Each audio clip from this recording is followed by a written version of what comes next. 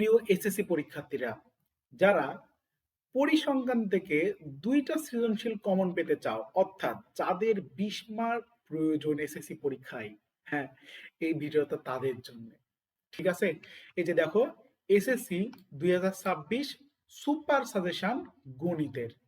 আর এই অঙ্কগুলো সমাধান করতে পারলে ২টা সৃজনশীল প্রশ্নের উত্তর তুমি অনায়াসে দিতে পারবে। কোথা থেকে?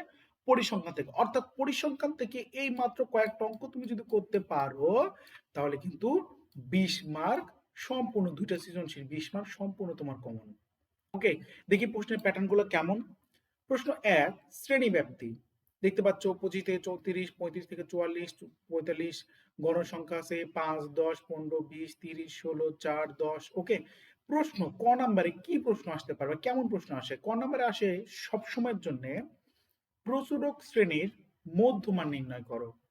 ওকে, খ নাম্বারে সরাসরি পদ্ধতিতে গাণিতিক গড় বের করো।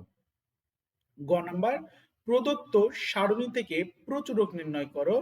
ঘ নাম্বার গণসংখ্যা সন্নিবেশের আয়তলেখ আঁকো। ও গণসংখ্যা নিবেশের অজীব রেখা আঁকো। চ নাম্বার উপরের ঘনসংখ্যা সারণী থেকে মধ্যক নির্ণয় করো। ছ নাম্বার উপরে গণসংখ্যা সারণী থেকে গণসংখ্যার বহুভুজ আঁকো। অর্থাৎ এই ৫, ২, ৭টা প্রশ্নের বাইরে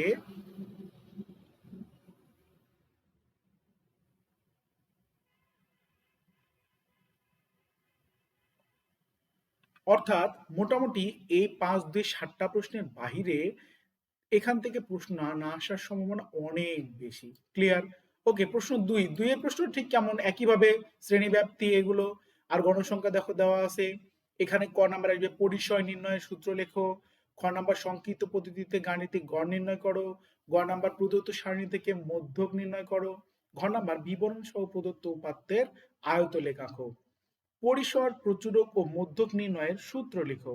বিবরণ সহ উপাত্তের অজীব রেখা অঙ্কন করো। আর ৬ নম্বর প্রদত্ত সারণী থেকে প্রচুরক নির্ণয় করো। অর্থাৎ এখানেও ৫, ২, ৭টা প্রশ্নের বাহিরে আর কোনো প্রশ্ন না আসার সম্ভাবনা অনেক বেশি। ক্লিয়ার? এবার ৩ নম্বর প্রশ্নটা আমরা একটু দেখি। নিচে ৪০ জন শিক্ষার্থীর বার্ষিক পরীক্ষার ইংরেজিতে প্রাপ্ত নম্বর দেওয়া হলো। এই যে নম্বরগুলো এগুলো, ঠিক আছে? কেন্দ্রীয় প্রবণতা কাকে বলে? এই প্রশ্নটা এতবার এসেছে, বারবার আসে, ক্লিয়ার, প্রায় সকল বোর্ডে। ওকে, শ্রেণী ব্যবধান ৫ ধরে ক্রমযোজিত গণসংখ্যার সারণী তৈরি করো। সংক্ষিপ্ত পদ্ধতিতে গড় ও প্রচুরক নির্ণয় করো। দেখো, মোটামুটি এই যে ৭, ৭, ১৪টা প্রশ্ন, এই ১৪টা প্রশ্নের বাহিরে প্রশ্ন না আসার সম্ভাবনা অনেক বেশি। ক্লিয়ার? আশা করি এই ১৪টার মধ্যেই তোমাদের সকল প্রশ্ন থাকবে। কাজেই এই ১৪টা প্রশ্ন তোমরা যদি এখনই এই মুহূর্তে বসে ২ থেকে ৩ দিনের মধ্যে কমপ্লিট করতে পারো, তাহলে দেখো এই যে পরিসংখ্যান বিষয়ে ২টা সৃজনশীল, অর্থাৎ ১০, ১০, ২০ মার্ক তোমাদের হাতের মুঠোয়। গণিতকে ভয় পাওয়ার কিছু নাই। এই যে তোমরা যদি একটু বুঝে শুনে সাজেশন অনুযায়ী পড়ো, গণিতে একটা ভালো রেজাল্ট করবা। ঠিক আছে? তো সামনে আরেকটা নতুন ভিডিও আসছে তোমাদের জন্য।